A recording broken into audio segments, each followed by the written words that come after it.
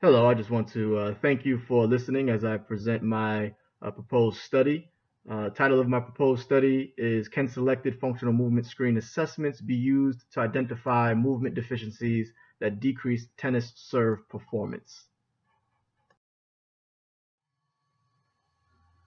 Okay, so before I get into the details of my proposed thesis, it's important that I go over some background information regarding some major topics.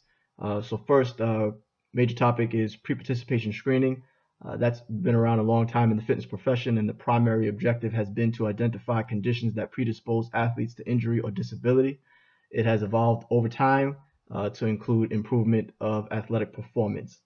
Uh, Brief background on what functional movement is. Functional movement occurs when there is a balance between mobility and stability along the kinetic chain, or performing fundamental movement patterns with accuracy and efficiency. Uh, Definitions of functional movement vary, but many of them would be in agreement with this main definition here. The antithesis of functional movement is dysfunctional movement.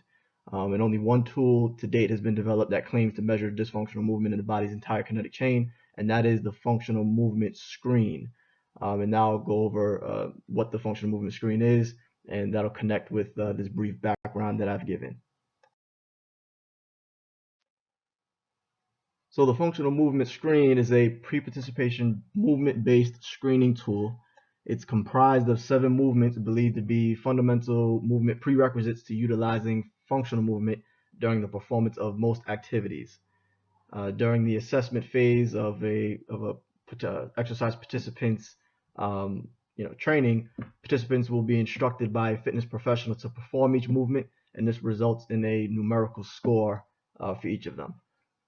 Now, the screen is intended to screen the client or exercise participant for dysfunctional or compensatory movement patterns throughout most of the body's kinetic chain, as mentioned before. Now, how does it do that? How is dysfunctional movement detected by the functional movement screen? Well, as a sport participant is instructed to perform the 7 movements, any movement deviations observed by a fitness professional from the established movement procedures are scored as dysfunctional movements. Now, why are we interested in screening for dysfunctional movement? Why are we concerned, or why would anyone be concerned? Well, the theory is that these movement deviations are believed to arise from the presence of weak links in the body's kinetic chain, and that if not identified and addressed, the body will utilize inefficient movements during sport activity that can cause a decrease in performance and an increase in injury risk. Okay, now continuing with some background information in order to justify or to make sense of my thesis topic, I'll go into some background of the tennis serve. Now, one of the two most common strokes performed during a typical tennis match is the tennis serve, making it a very important component in the tennis athlete's skill set.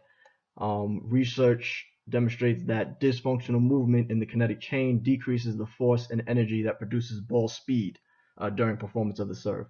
And that most common sites of dysfunction or kinetic chain leakage during the performance of the tennis serve are seen in the legs and the trunk. Okay, so this brief background of the functional movement screen and the tennis serve has left me with 2 questions that I want to answer. The first question is, are functional movement screen scores predictive of tennis serve performance at all? Second question is, are the scores of select functional movement screen movements more predictive of tennis serve performance than other movements? And in order to test these questions, I have chosen to measure the following 2 variables, and each variable expands into other components that I will discuss later in the presentation. But first, the 2 variables being measured in this study are dysfunctional movement in the body's kinetic chain and tennis serve performance. And again, the reason why I want to answer these questions, or why it's important to do so, is current theories do support the relationship of the FMS tool's measurements of dysfunctional movement and athletic performance. We can arrive at that notion based on the theories that go into the functional movement screen, but available evidence does not support this theoretical relationship.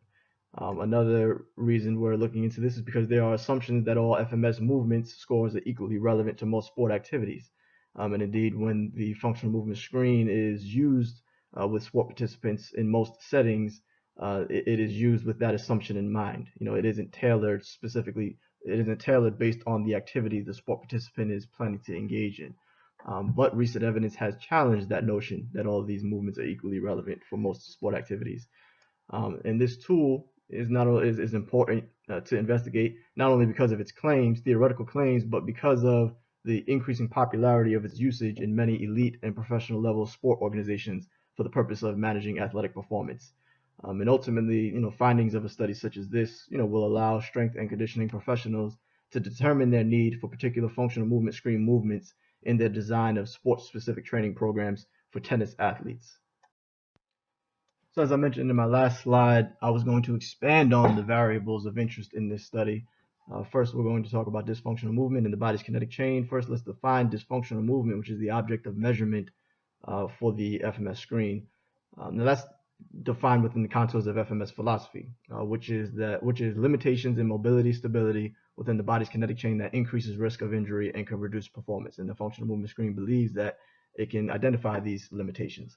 Now, why are we interested in, again, identifying these limitations? Because there is a theoretical relationship between these limitations and athletic performance. But current theory does not support that relationship to date. Another reason why we're doing this is because of the FMS's popularity, as I mentioned prior. And this is a tool that's been used with organizations such as the NFL, the MLB, Exos, which is a major powerhouse in the strength and conditioning field, in the private industry, working with many elite tactical athletes as well. In fact, the Exos uses the functional movement screen in its management of injury risk in our men and women in uniform for the U.S. Army.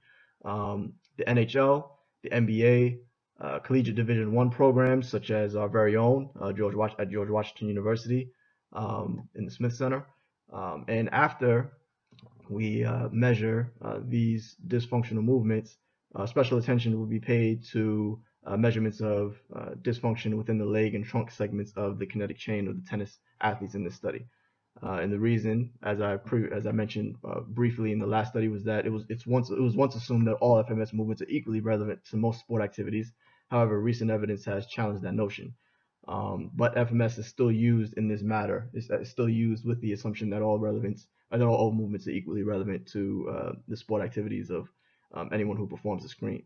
But again, some findings that support this challenge are that research shows that most common areas for kinetic chain breakage during performance of the tennis serve, the activity of the tennis serve occurs in the trunk and leg segments of the kinetic chain. And not all FMS movements are designed to measure dysfunction in the trunk and leg segments of the kinetic chain. So now that we have sufficient background regarding what we're trying to measure, justification for measuring it, why we want to measure it, let's talk now about how we're going to measure these things. Again, and what we're going to use for measuring dysfunctional movement is the official functional movement screen kit, the official functional movement screen scoring criteria, and the verbal cues that come with the kit. And these cues are what an FMS rater will speak from when getting the participant to initiate the different set of different movements of the functional movement screen. So as I mentioned before, there are 7 fundamental movement patterns.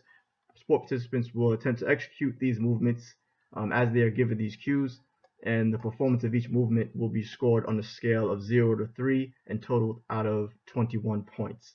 And the scores are given based on observations made by the FMS rater. Deviating movements are considered dysfunctional movement patterns, and they're given either a score of 1 or 2. And a 1 means that serious dysfunctional movement was observed, and a 2 means that dysfunctional movement was observed but is not considered serious, but it is less than optimal. And these are really the 2 main scores that we're interested in, because a score of 0 is a score of pain, and a score of 3 means that no dysfunctional movement was observed. This is what the functional movement screen kit looks like. On our left, and on our right we have the verbal cues that the FMS rater needs to read from when getting the participant to initiate the movements. And then in the following slides, we're going to actually take a look at some pictures of the movements and the different movement criteria that must be met in order to get certain scores. Okay, so the first two movements we'll look at are the deep squat and the hurdle step. On the left, you see pictures. Okay, you see a number 3, 2, and 1, and then a picture on either side of that number. And basically what the picture is doing is giving the FMS rater a visual as to what a score of 3 looks like. And then on the bottom, it gives a brief description as to what is being demonstrated in the photo. So we see here in number 3, upper torso should be parallel with the tibia, or toward vertical. Femur should be below horizontal, and knees are aligned over feet. Dowels aligned over feet. Okay, so that's the movement criteria that must be met in order to accomplish a 3. And then on down, we see a number 2, and then we see some subtext here. We see a picture, and then a number 1 at the bottom. Okay, and then on the right we have the hurdle step. Same thing. Okay, here we have shoulder mobility and inline lunge. And here we have the active straight leg raise and trunk stability push-up. And here on the left, we have the 7th FMS movement, which is rotary stability. Okay, and on the right, this is the scoring sheet that will be used in order to record the scores for all movements. Okay, so we put the participant's name on there, other information, relevant information, demographic information, and then you see here, for example, on the top line, it says deep squat. Over to the right, give them a score, and then any comments that may be made. And then at the bottom of that score, there's a box here for that score to be totaled. With regard to how FMS data collection will be conducted, each participant will arrive at an appointment scheduled just for them. Upon arrival, they'll be introduced to the FMS. They'll be told that they will be asked to perform 7 movements. They'll be told that there'll be read movement cues from a cue card, which will give them instruction as to how to perform those movements. After listening to these movement cues, each participant will perform 3 repetitions of each FMS movement to the best of their ability. 2 iPad 3 devices will be with video capability will be positioned by the participant so as to capture the 2 main viewing angles necessary for each movement, for scoring each movement, and that's illustrated in the photos shown previously. And so those 2 main viewing angles are the sagittal and frontal plane. Post execution, the movements of each subject displayed on video will be reviewed and compared to the official FMS movement scoring criteria and given a score of 0 to 3. Now, as I mentioned earlier, after the scores of all FMS movements are determined for all tennis athletes, and after we look at the relationship of FMS performance and athletic performance and tennis performance in general, we're going to pay special attention to measurements of dysfunctional movement within the leg and trunk segments of the kinetic chain of these tennis athletes. And how we're going to do that, as I mentioned earlier, is we're going to use the deep squat movement and the trunk stability push-up movement. And as mentioned earlier, I'm expecting that scores of 2 and 1 for these 2 movements will be more predictive of negative tennis performance than scores of 1 or 2 for any of the other FMS movements. Okay, and the second measurement we're interested in obtaining in this study is tennis serve performance.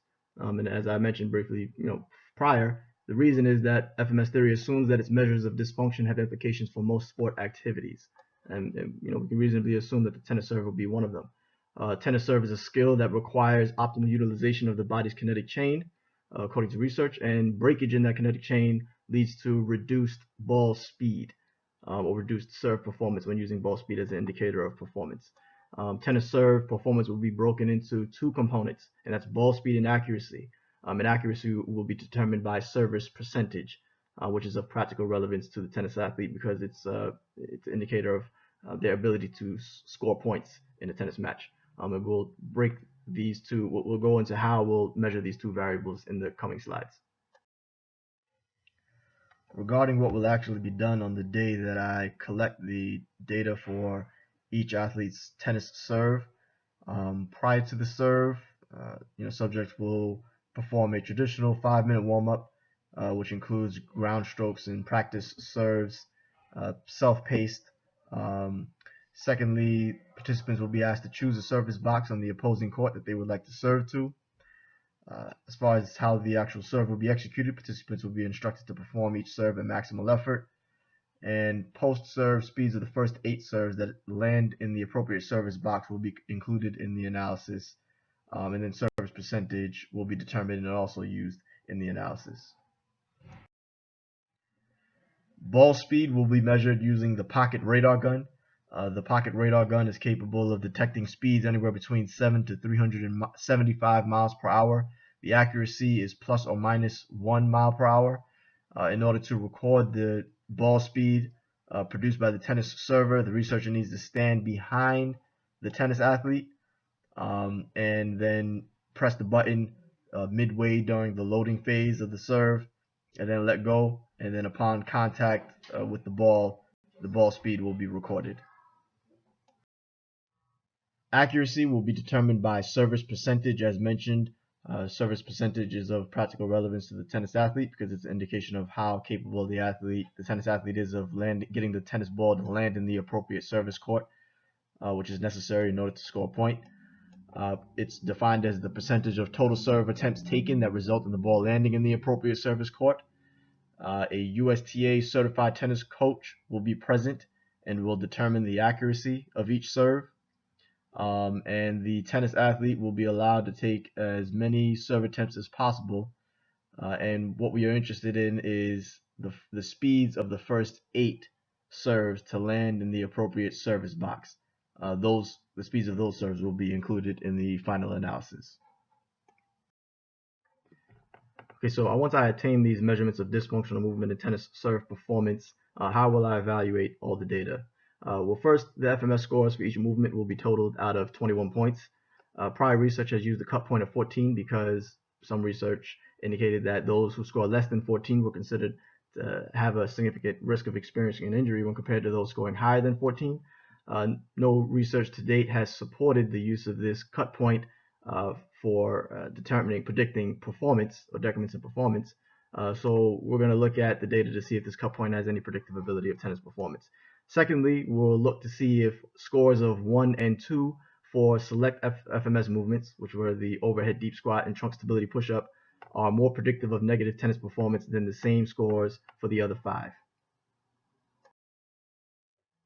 Okay, and how will we analyze this data? Ultimately, we'll perform multiple correlation, and that's a statistical test that determines how well a given variable, in this case tennis serve performance, can be predicted using a linear function of a set of other variables, which is in this case is the FMS scores of dysfunctional movement. And the program that we'll use to perform this analysis is SPSS. So now I'd like to discuss how my study is different from studies that were performed previously. Several studies have looked at the relationship between FMS performance and athletic performance, but only one I really considered most similar to the current study being proposed, and that is one that looked at the relationship of club head speed of a golf swing and FMS scores.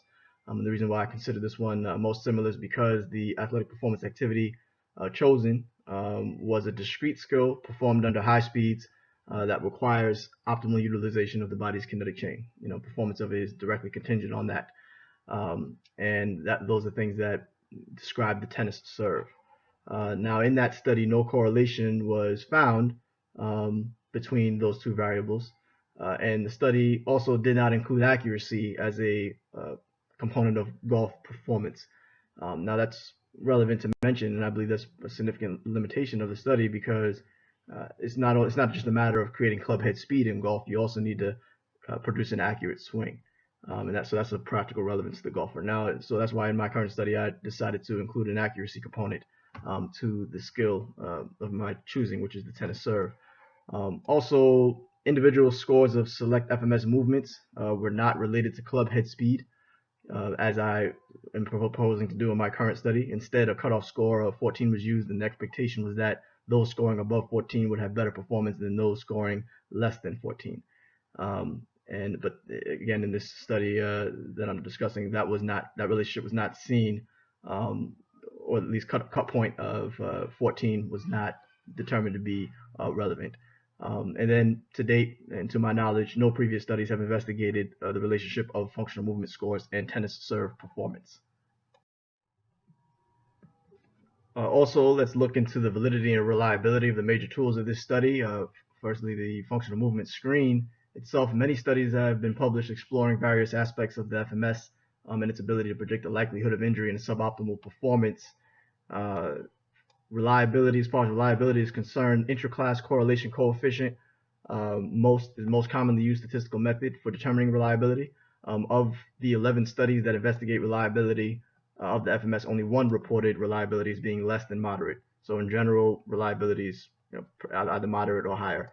Even when looking at intra-rater or inter-rater reliability of both untrained and trained FMS raters, at least moderate reliability has been established. And that's even when looking at comparing untrained and trained raters.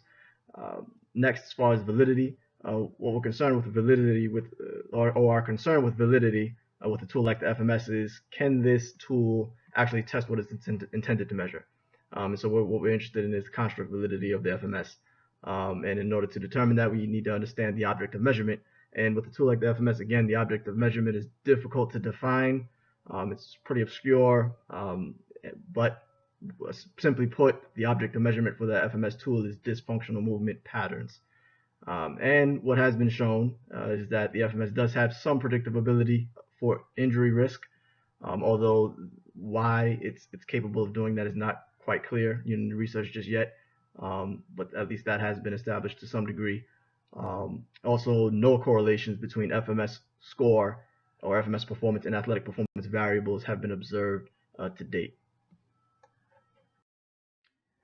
The population that will be used to collect these measurements of dysfunctional movement and tennis serve performance will be George Washington University competitive male and female Division I collegiate tennis athletes.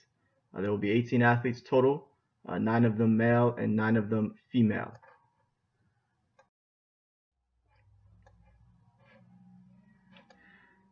So in conclusion, what I would like to do is just briefly revisit the main points of this proposed research study. The ultimate purpose of research is to test hypotheses based on pre-existing theories.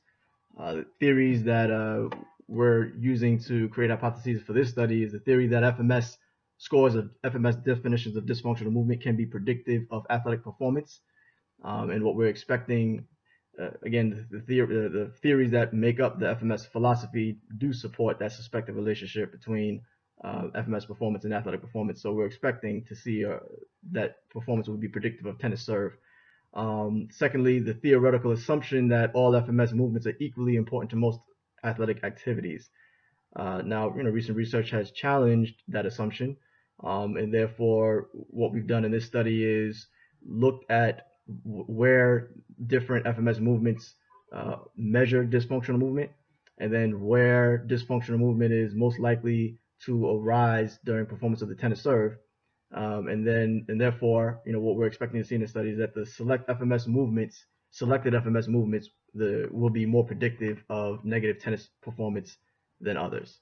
The practical value of this study is that it will allow strength and conditioning professionals, that work for many of the nation's most major professional sport organizations, to determine their need for the functional movement screen in general, and for particular functional movement screen movements in their design of sport-specific training programs for tennis athletes. Well, that concludes my presentation of my proposed study. I just want to thank everyone for listening, and I welcome any questions.